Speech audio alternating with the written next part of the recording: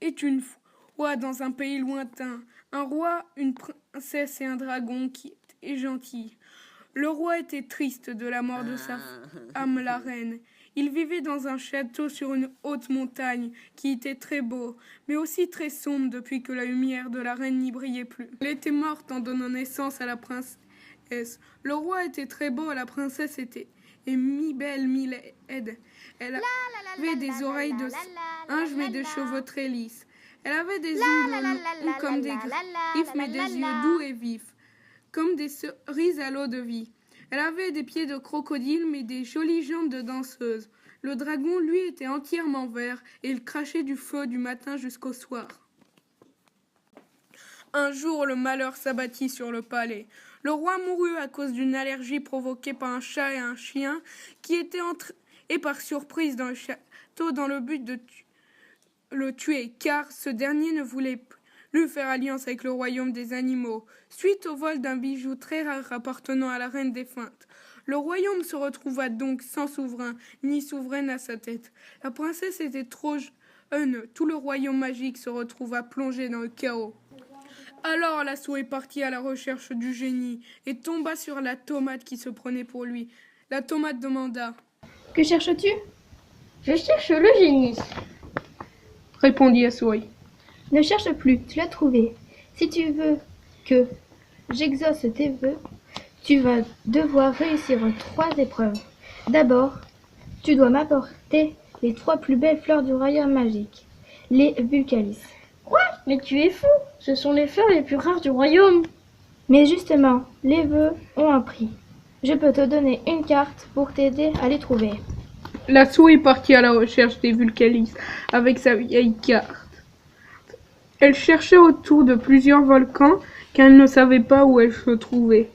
Et car la carte était incompréhensible. Après des heures de recherche, elle finit par trouver les Vulcalis et les apporta à la tomate. « Tu as réussi ? » ?»« Oui. » »« Alors, voilà la 2e épreuve. Je veux une vestibule. » »« Qu'est-ce qu'une vestibule ? » »« C'est une machine équipée de 2 cercles qui tournent, tirés par 2 chevaux. »« D'accord. » »« Attends, pour t'aider, je te donne un plan qui représente cette machine étrange. » La souris partit à la recherche de la vestibule munie du plan.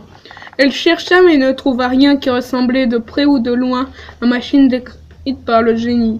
Une fois trop grande, une fois trop petite. C'est après plusieurs jours de recherche qu'elle trouva enfin la vestibule parfaite, exactement à la convenance du génie. Elle s'empressa d'y grimper et le rejoignit, le génie. « Tu as réussi ? » ?»« Oui. » »« Alors, voilà la dernière épreuve, avant de réaliser tes souhaits. Je veux l'épée du royaume magique. »« Pardon ? L'épée du royaume, ce n'est pas possible. Personne n'a le droit de la prendre. »« Amène-moi cette épée, ou tu n'auras pas le droit à tes vœux. » Non, je ne veux pas. Alors, je te donne un défi. Si tu le gagnes, je t'offre un seul vœu. Mais si tu échoues, tu seras mon serviteur à tout jamais. D'accord, que le combat commence. La tomate sortit une Vulcalis et la transforma en épée. Mais la souris, agile et futée, s'empara d'une des 2 autres fleurs et le combat commença. Les 2 adversaires se donnèrent des coups d'épée de plus en plus forts, tellement forts que la souris était essoufflée, finit par poser son arme. Elle courut dans tous les sens, poursuivie par la tomate qui commençait à fatiguer elle aussi. Soudain, la souris sauta sur le dos de la tomate et cette dernière, épuisée, à bout de souffle, s'écroula sur le sol. Mais son corps fumant tremblait encore et en un instant, il s'étira, et la petite tomate devint une monstrueuse créature à écailles. La souris reconnut immédiatement le dragon. Le combat reprit de plus belle, et elle donna enfin le coup de grâce au dragon, et vit sa tête rouler sur le sol jusqu'à ses petites pattes de souris. Elle décida de récupérer le sang du dragon, seul breuvage capable de redonner la vie au roi, et repartit pour le château sur le dos de son cheval, qui galope plus vite que le vent en lui criant « Le magnifique, va où je vais ?» et parcourut 5 vallées et gravit 5 montagnes. Elle ne se perdit pas en chemin et demanda. Elle se perdit en chemin et demanda alors son chemin au vent. Elle ne put s'empêcher de se remémorer son combat contre le génie Tomate Dragon, pendant que le vent guidait tous les coups qu'elle reçut et qu'elle donna lui revinrent à l'esprit.